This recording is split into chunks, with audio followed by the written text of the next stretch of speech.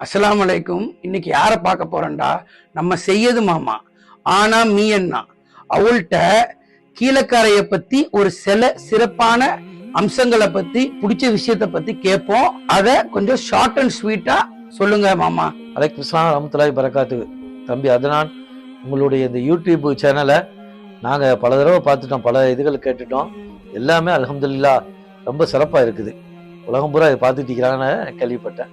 நம்ம கீழக்கரையை பற்றி ரொம்ப ரொம்ப முக்கியமான சிறப்பம்சம் கொண்ட வரலாற்று சம்பவம் என்னன்னு சொன்னால், நம்ம கீழக்கரை, காயல்பட்டணம், தொண்டி, நாகூர், அதிராம்பட்டினம் இப்படி ஊர்களில் தமிழ்நாட்டில் மட்டும் இல்லை, இந்தியாவிலே எங்கேயுமே நடக்காத ஒன்று. பெண் வீட்டுக்கு கல்யாணம் முடிஞ்சிட்டா மாப்பிள்ளமாரு போவாங்க.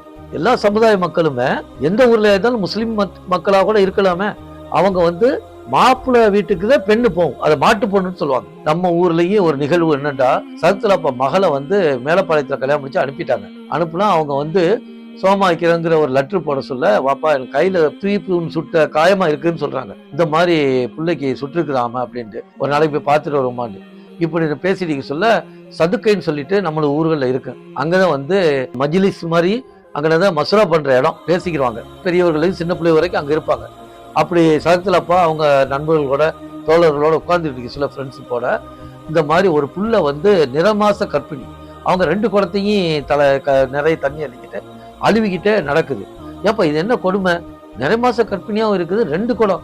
சாதா பெண்ணை 1 குடம் வைக்கலாம், 2 குடம் அப்படிங்கும். அவங்க ஒரு நண்பர் சொல்றாங்க, நீங்க தான் கல்யாணம் முடிச்சு விட்டிய, இன்னாருடைய இன்னாருடைய மருமக அப்படிங்க.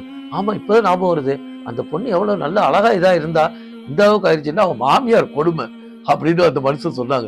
அப்படியா, நம்ம முஸ்லீம் வீட்டுக்குள்ள நம்ம வீட்டுக்குள்ளேயுமா மாமியார் கொடுமை, என்னத்தை கண்டியா, எங்க வீட்டுல இருக்குது எங்க வீட்டுல இருக்குது அப்படிங்கும்போது டக்குன்னு அவருக்கு நினைப்பு வருது.